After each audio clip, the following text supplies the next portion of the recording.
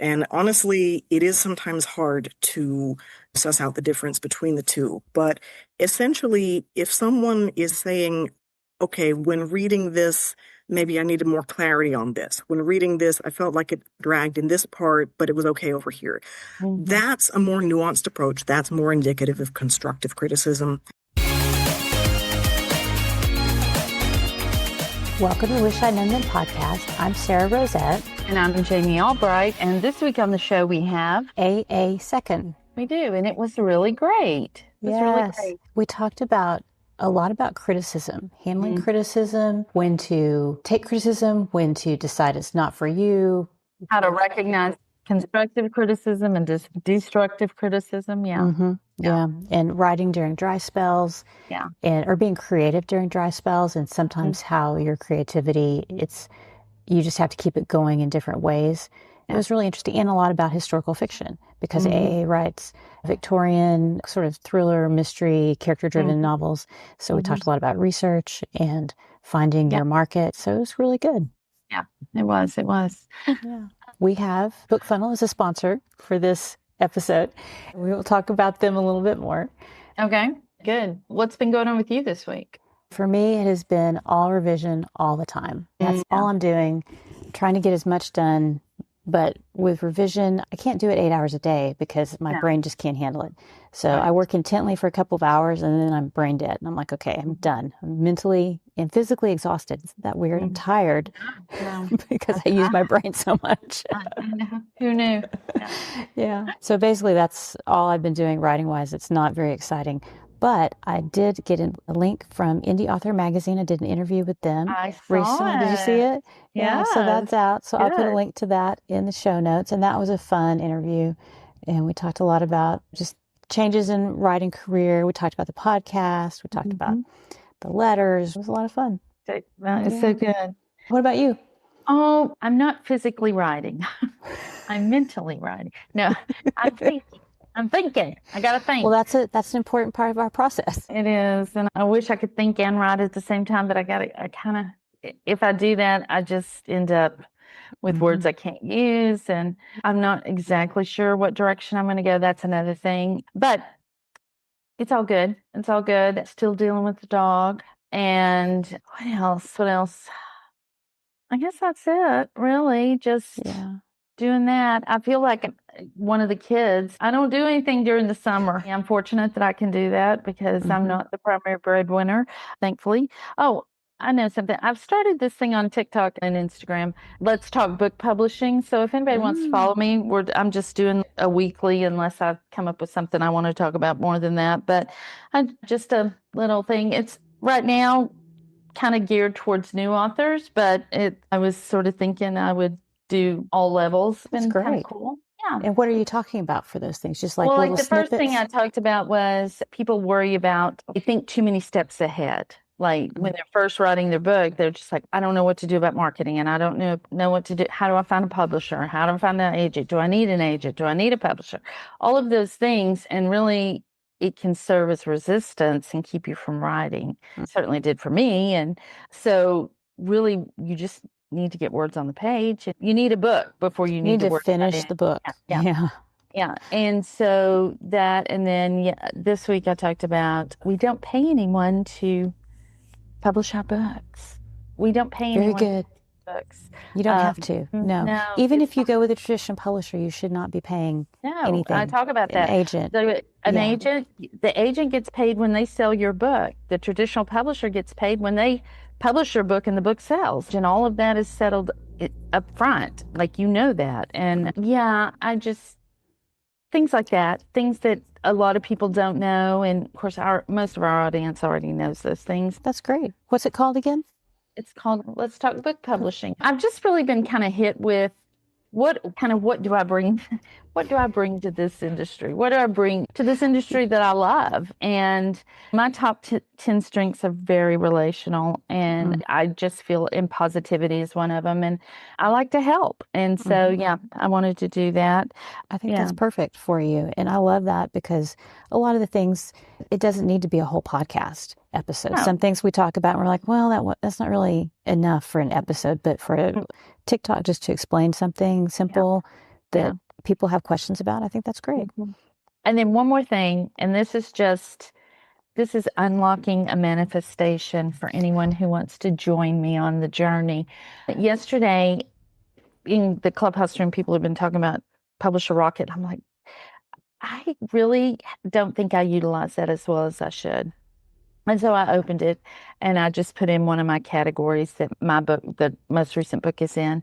And a bunch of books came up, and it tells you how many days it's been out, how many pages it is, what its rank is, how much it makes in a day, and how much it makes in a month. And I know those numbers aren't exactly right and they can be off, but I saw the Calamity Club, which the author she wrote The Help, and the Calamity Club is all over social media right now. It's a viral book. It's doing great. It's ranked number 2 in the store, and it said that it is making $48,000 a day, $1.166 million a month. Y'all, I didn't know it was possible. As much as I've been in this business, as many success stories as I've heard, that just did not fit in my brain, and I can't stop thinking about it. And it just shows that even though we think we're like positive and we're open to things, I did not even know that was possible. And then Kat Johnson did a little research, and it looked like that at its height, 50 Shades of Grey was making $1 million a week. That is insane. And I know those books are traditionally published, and so the traditional publisher is getting their cut. But that is just, if that doesn't tell you there are a lot of readers we're not reaching, I don't know what else would. And so that is, I find that hopeful. I just find that amazing. And so anyway, Just good the for potential. her. Yeah, good for her, and wish her all the success, and because it's motivating. It's just very encouraging to me that this business is not dead, that people are still finding books. There are still readers that we haven't reached. There's a lot of potential. And I think a lot of the author community lately, we've kind of been in shock because things have changed so much. And the path that was very simple to follow in the past, not that it was easy to do, but there was an easy way that you were like, oh, do these things and you'll be successful. That's been blown apart. We've all been like, what do we do now? But obviously there's still potential. There's still people out there looking for books and reading books and loving books. So that's awesome. Yeah. So we should also mention BookFunnel is our sponsor for this podcast. Yes, they deliver ebooks and audiobooks to readers, and they connect to your email service, and they take care of tech support. So readers aren't emailing you about how to download your book, which is wonderful. It's like the number one benefit is that you don't have to deal with, I don't know how your e-reader works or your phone works. Gladys. You're not having to deal with that. Yeah, their avatar consumer is Gladys, I think. So if you haven't checked out BookFunnel, we both highly recommend it. We use it all the time for delivery of ebooks, audiobooks, arts, books. I can't imagine not using BookFunnel to get books to readers. So check that out at bookfunnel.com. Exactly. And we should probably get on with the interview. We should. It's really great. All right, here is AA. Today, we're really excited to talk with AA Sekhon. Hi, AA. How are you? I'm fine. How are you doing? We are great, and we are so happy you're here. Let me read your bio in case people aren't familiar with you. A.A. Sekhon is a scholar of history and human nature, fueled almost entirely by historical facts and caffeine. A.A. strives to bring the past to life with both compassion and unflinching realism, whether in works of fiction or teaching at university. A.A. is the author of Assumptions, the first book in the Passing Normal series, and its forthcoming sequels, and its eventual prequel. Fantastic. Tell us, how did you get into writing? Oh, as a career path, it was some circumstances that happened to me. Now, I had been just writing for my own enjoyment since I probably in middle school. But as far as making a career out of it, I happened in grad school to develop fibromyalgia. And that put the kibosh on the normal 9-to-5 career for me. So I just thought, okay, I've read a lot of books. I enjoy writing. A lot of authors in history have been kind of sickly. It's not going to put you out of the game. And I do still teach part-time, but that's about all I can manage. So. Very good. What is your definition of success? We like to ask everybody this. If I can write something that I enjoy reading, that someone else also enjoys reading. And if it can find the audience that enjoys reading it, that is success. Yeah. Mhm. Yeah. That's It's like good. a little Venn diagram, isn't it? You get all Yes. those things together and you find that sweet spot in the middle.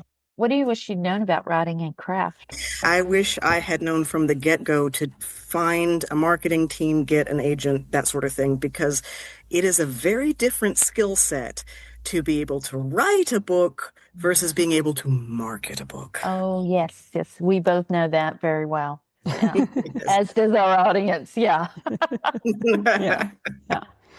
Maybe some people can pull it off, both of them, but I am not that person. Yeah. Well, tell us a little bit about your writing process. How did you come to write your first book?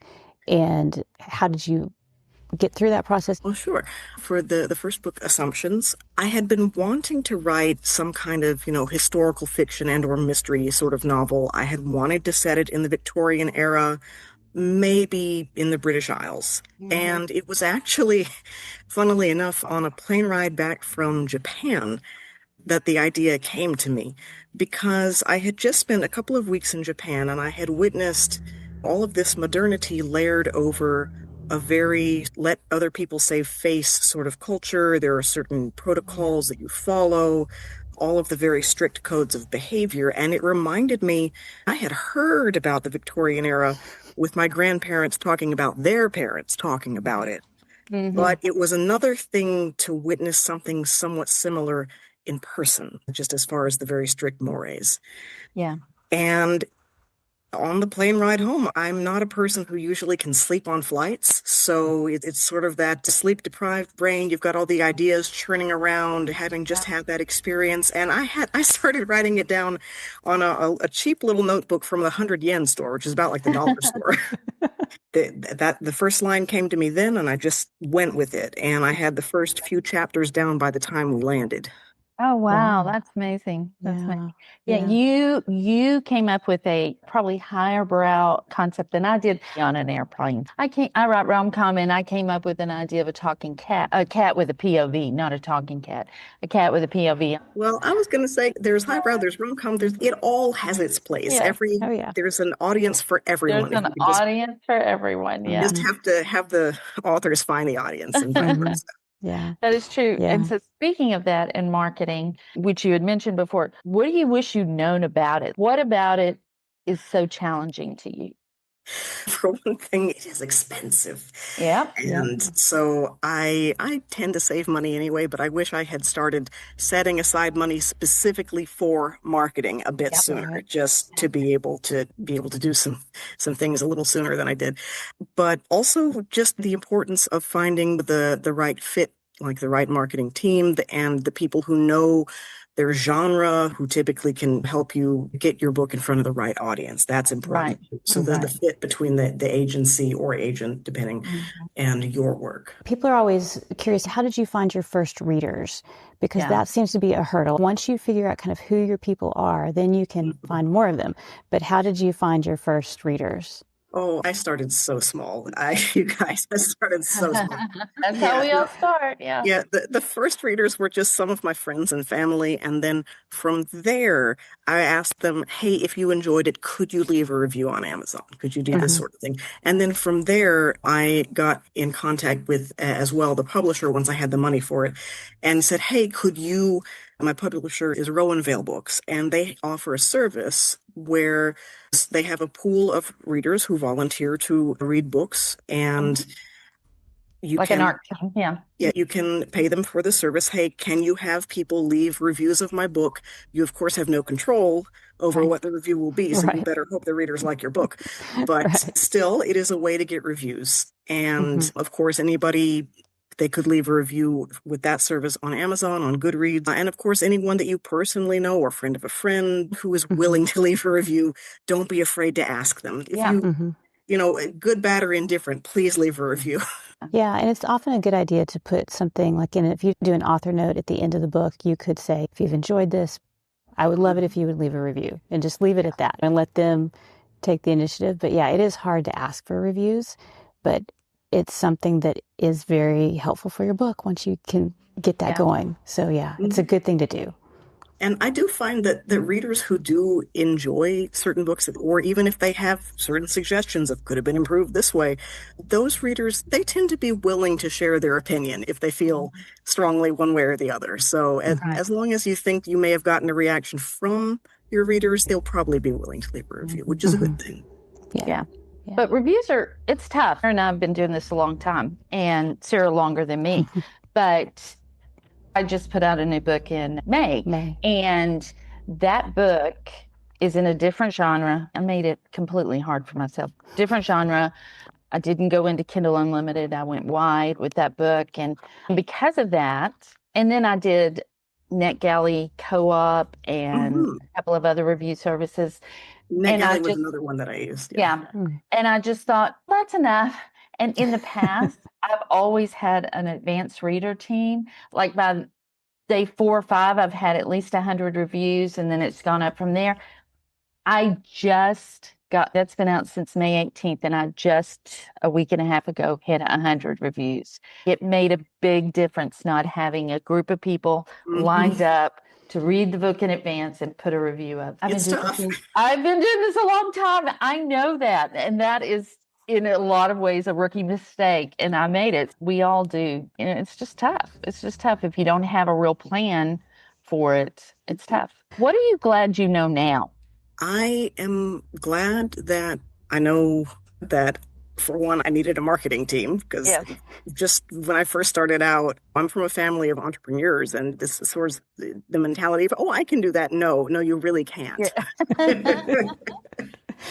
Some people are gifted in that area and some people are not. It's the thing of, okay, this is not your bailiwick. You hand it off to the people who have expertise in this area. We all have gifts differing. These are not yours. These are theirs. Yeah, I think with indie authors, it's often hard, though, to hand things off because we do feel like, oh, we're doing all of this and nobody knows the book as well as we do and nobody will put the time in that we will. Right. But then you're putting your time into marketing instead of maybe writing the next book. Well, for the right amount of money, they will. So, there you go. Again, start saving for it early. Just set the money aside. Yeah, I think that's important, though, because as self-published authors, indie authors, which most of our audience is, they are bootstrapping a lot of it. I did. It's kind of known in the industry that I sold plasma to pay for my first edit. So it is a lot of bootstrapping, and we tend to think, we can do it all, but maybe you need to look at hiring somebody else to do that. Maybe your time is better spent writing the next book or doing other things rather than trying to market that book. And in fairness too, shop around, find the right fit for your book. And also, if there's someone who's almost as good of a job as someone who's easily twice as expensive, go with almost as good. Yeah, absolutely. So how did you vet the people that you worked with for marketing? How did you find them? The publisher had some suggestions. I also did some homework on my own, just looking at, I looked at the books that I liked and tried to do research on, okay, who marketed these books? There you go. Anything like that. And I got quotes from the top 3 different ones and decided, okay, what are they quoting me? What will they say they will do? What is that compared to what I could do?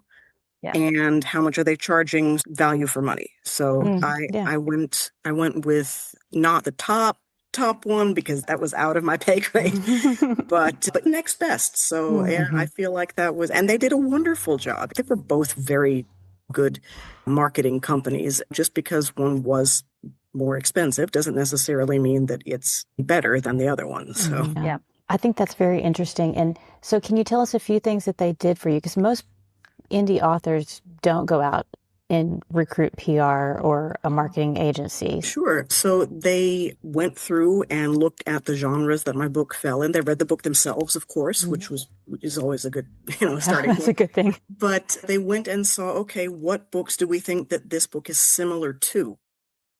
And where do we find the audiences for those types of books? So doing a bit of research on where perhaps to find the right readers that would fit the niche. It is really a niche book that I've written. It's historical fiction, mystery, a bit of a... I hear you. Sarah writes historical mystery, so yes. When you start with He Awoke in a Morgue in London, that's going to be a certain kind of reader. That's not going to be for everybody. But so they did some very good research on the readers, where readers might be likely to encounter the book. Also hooking me up with websites, which I actually, that basically they were good at getting connections. Yeah. And then I put in the work, for example, for some of the websites that they hooked me up with, be it giving, I could give an interview. I might write an article for the website talking about certain aspects of the writing process. Yeah. It's not just, oh, you hand it off to marketing and you Right. don't think about it. You are still engaged as an author, but everything from different websites and articles, interviews, podcasts, like this podcast right now, right?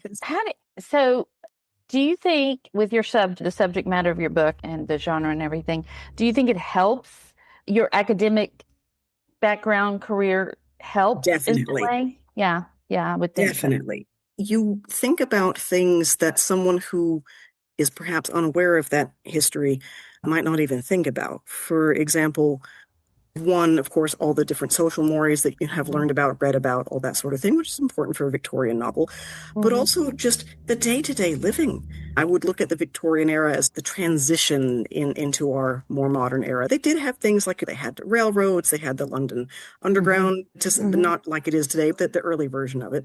Yeah. But they also had things like cholera. They had things like coal fireplaces that would be like, oh, that's a health hazard. Don't do that today. And I guess as Americans, we might be more familiar with this, but lack of a social safety net.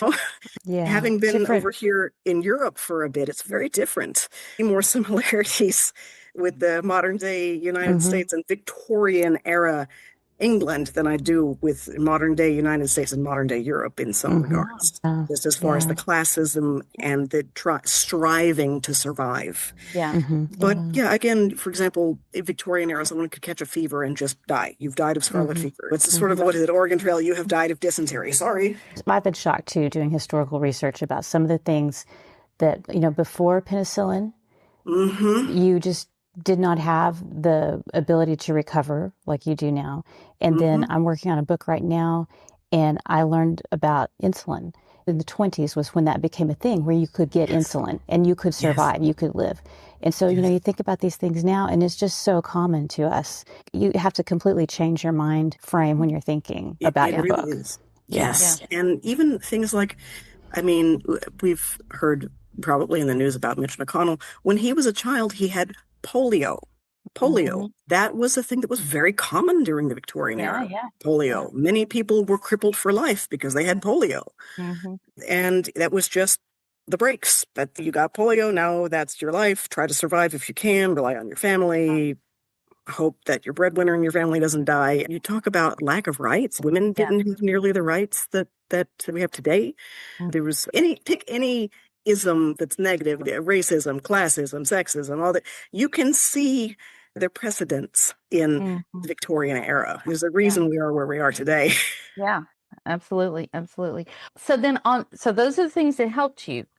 But on the flip side, was it hard? Because Sarah talks about this a lot, like deciding how much research needs to go in a book. It's good for you to know, but does the reader need to know that? Was that hard? Yeah, that I edited before I even submitted this to anyone to look over, any editor, anyone. I edited the book myself, probably somewhere between 16 and 20 times. Oh, wow. Yeah. Just to try to put myself in the reader's shoes. Let's pretend I'm not a historian. Let's pretend I'm not fascinated by the minutiae of a certain era. What does the reader actually need to know, right? Correct. Yeah. And in fairness, I was somewhat inspired in this search to pare it down and pare it back as much as I could for the reader's benefit by some of the authors from the Victorian era, because some of them have this talent of they're using the more old school vocabulary, what to our ears might sound a little more advanced, and yet it's still understandable. You still get the meaning from context. It's a bit briefer compared to some of their peers at the time. And then others go on for 10 pages describing curtains in one room of one house, right? No one needs a 10-page description of curtains. You're getting paid by the word at that point. I am not. So, Exactly. to hold the reader's interest in this era where information comes at us practically by the nanosecond, it's important to make sure that things keep momentum. Yeah. Mm-hmm. Yeah. And that's something that sometimes you don't see it until you finish the book, and then you go back and you figure out, oh, it's really slow here. I need to pick this up. And I get the descriptions of the curtains can go and all that. Exactly. Yeah, Yeah. exactly. I remember reading Aragon. Do you remember Aragon? I don't know Yes, if you yes. read that. And I really loved it. I read across every genre. It doesn't matter if I like the book, I like the book. But I what read pretty widely myself, yeah. I remember thinking, and this is well before I ever thought about writing, was okay, I don't need a 3-page description of that doorknob. And I promise you, nothing against Christopher. I can't say No, his last, no. but I don't need that. I remember just flipping the page, going, okay, now we're to a point where things are happening again. That was me reading Thomas Hardy's Test of the D'Urbervilles. Oh, yeah, Which exactly. even one of Hardy's friends back in the day said, I like most of your books. I don't like this one. Yeah. That was funny. Well, your publicist reached out to us about having you on. One of the things you sent us a list of things you could talk about, and really, I looked at it and was like, oh, we need somebody to talk about this. So let's talk about criticism. How can you take it without letting it derail you, and including how to tell the difference between helpful feedback and truly unhelpful feedback? Yes, I would term that, you know how like people will say, oh, it's constructive criticism. There genuinely is constructive criticism that will help you make your work better, and that is wonderful. If you are receiving constructive criticism, just check your ego at the door. This is someone willing to give their time to help you listen. It could even be a service you paid for, in which case, hey, get your money's worth. On the other hand, the reverse, you very nicely term it unhelpful criticism. I would, building on the model of constructive criticism, there's some criticism that feels downright destructive. Yes, absolutely. I would call it destructive criticism. And that you need to take with a grain of salt. And honestly, it is sometimes hard to suss out the difference between the two. But essentially, if someone is saying, okay, when reading this, maybe I needed more clarity on this. When reading this, I felt like it dragged in this part, but it was okay over here. That's a more nuanced approach. That's more indicative of constructive criticism. Destructive criticism, I can give a great example. There was a friend of a family friend, right? So someone I do not know. And the family friend, bless her heart, she was trying to help. She said, okay, this guy, he writes stuff set in the past. You write stuff set in the past. Have him have a look over your manuscript and give some feedback. Right? Okay, mine is, I think of it as like vaguely in the style of Upton Sinclair, kind of Victorian light type language and mystery and character driven and etc.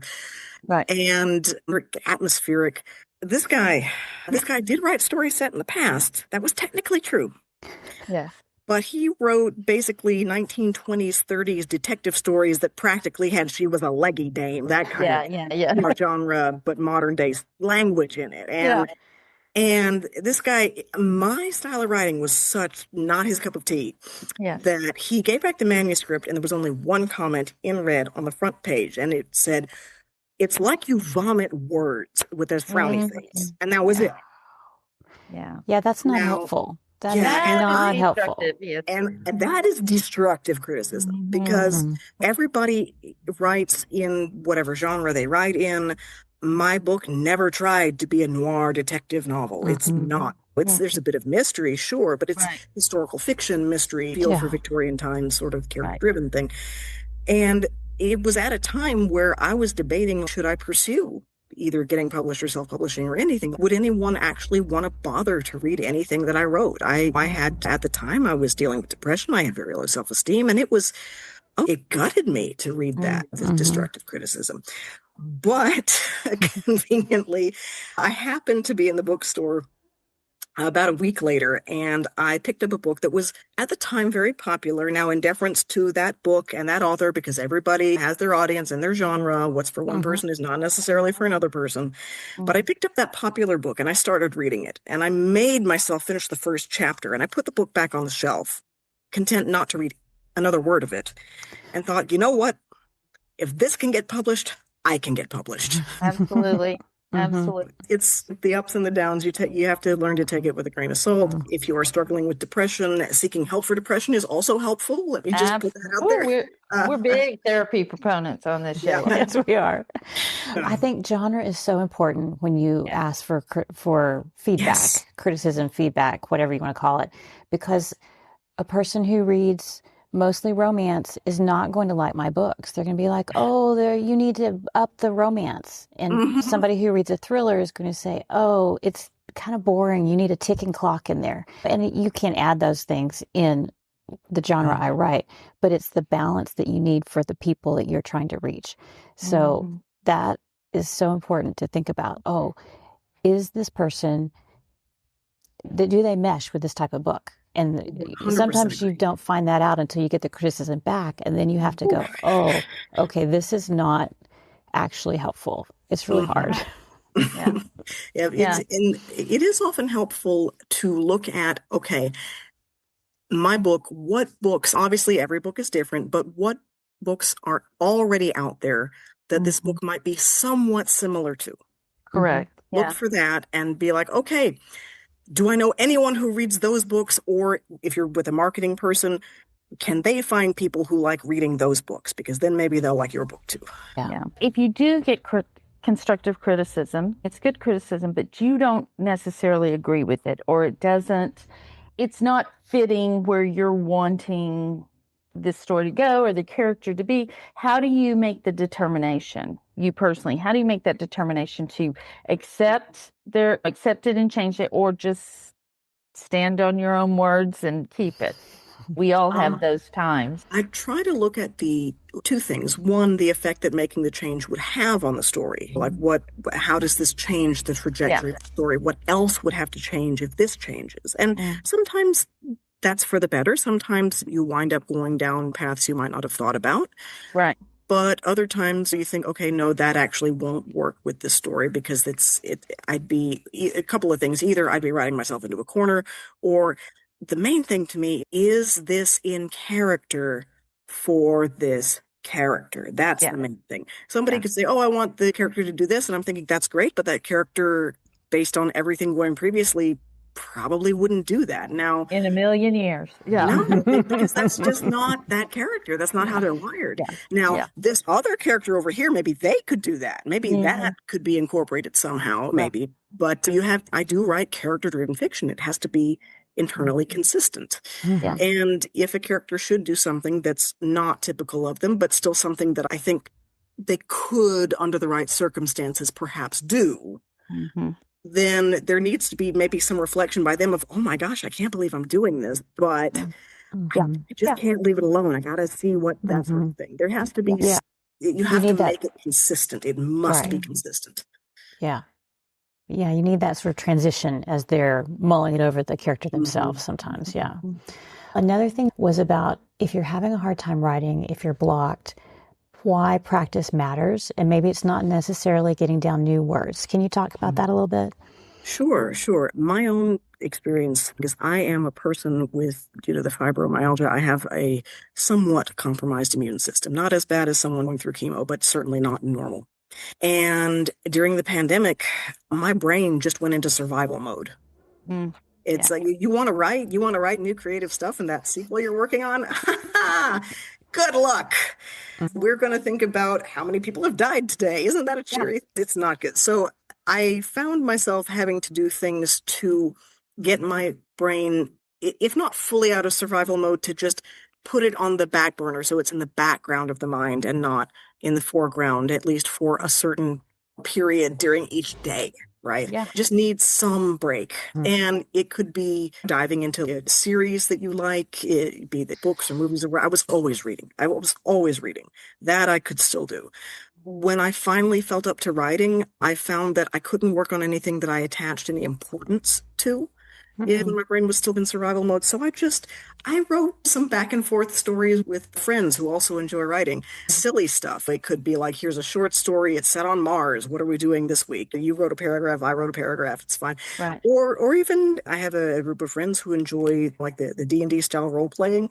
It could be, okay, we managed during the pandemic over Zoom to have a D&D session, and we're going to have a next one next week. In between, are our characters doing anything? Do we want to take turns writing what our characters are doing? And it's zero stakes. It's just you and your friends. It's just, or maybe you're writing a little silly story for yourself, and if this happened, and it doesn't have to be anything.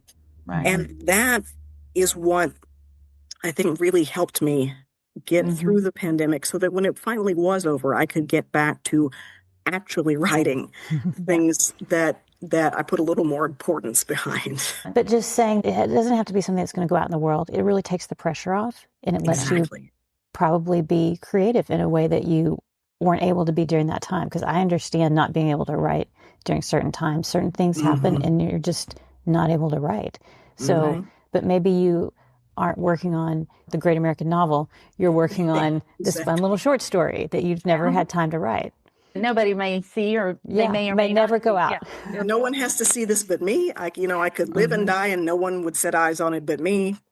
I remember in January of 2021, I don't know if you're familiar with Clifton Strengths. I am top 5. One of my top 5 strengths is empathy. And I remember saying to my husband, I cannot take one more worldwide catastrophe. I cannot. Yes. My brain will not hold it. And so, I had a really hard time during COVID and just feeling creative at all, because it just zapped me. And so many people wrote during pandemic. That's when the market was flooded after that. Many books were born. That time to write their book. Yeah. And I'm like, I am so jealous of those people who can just escape what's happening and write. And I'm not built that way. And I had to just accept it. I didn't really know that about myself until that happened. And I think that's important too. You just kind of have to accept it. You're not going to change a lot, especially when you're my age. You're not going to change a lot of your ingrained personalities. I think that's so important. I'm the same way. I would watch the news, and then there came a point where I'm like, I can't watch another news item. I just can't. Yeah. I want to be able to sleep tonight to some degree. Exactly. Since 2020, I have said more than once, I don't like living through history. This is the thing. Let's just go back to just do it. Just the boring times. What's going to happen in 2017 or 20?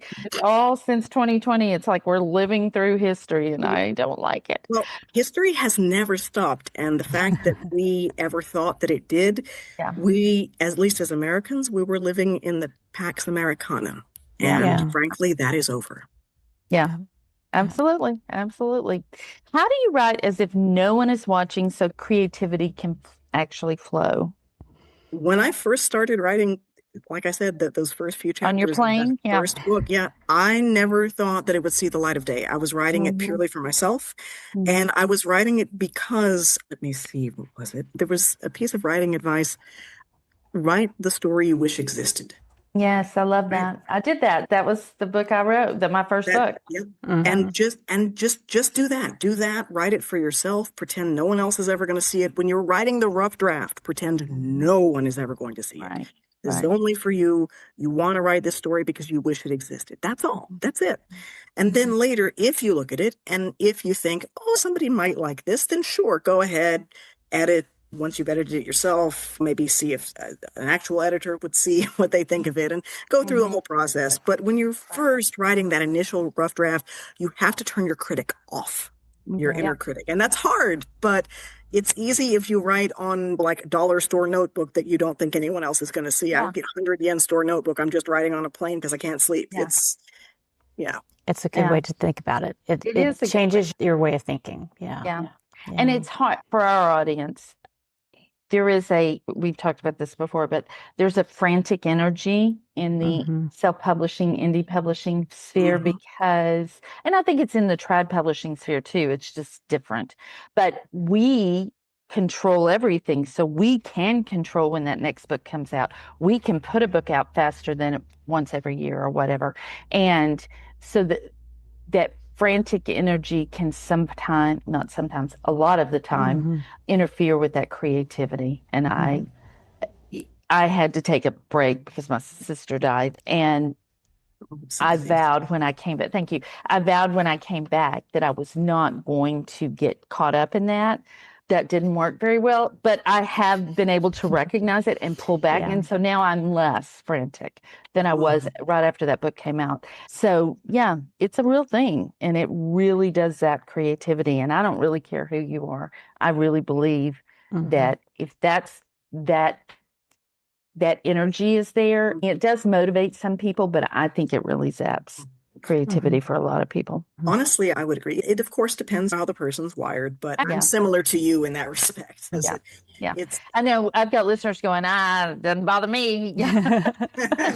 But then you wonder, because we've seen a lot of people that have burnout because they have a frantic pace and then they just can't keep it up for 10 years or 5 years or whatever. But Well, and that's the thing is my fibromyalgia, it makes sure that I don't get too far into the burnout because my body will tell on me and I will be bedridden if I let the burnout creep in. It's kind of self-regulatory in that respect. Yeah, exactly. Yeah. And a lot of us, we have those same limiters, but we don't recognize it until it really hits us and stops us in our tracks. So I think a lot of us are learning about that as we're going through these phases in the industry, as the industry changes. This has been great. We've really enjoyed talking to you about these subjects. We'd like to ask everybody, what's the best thing you've done to set yourself up for success?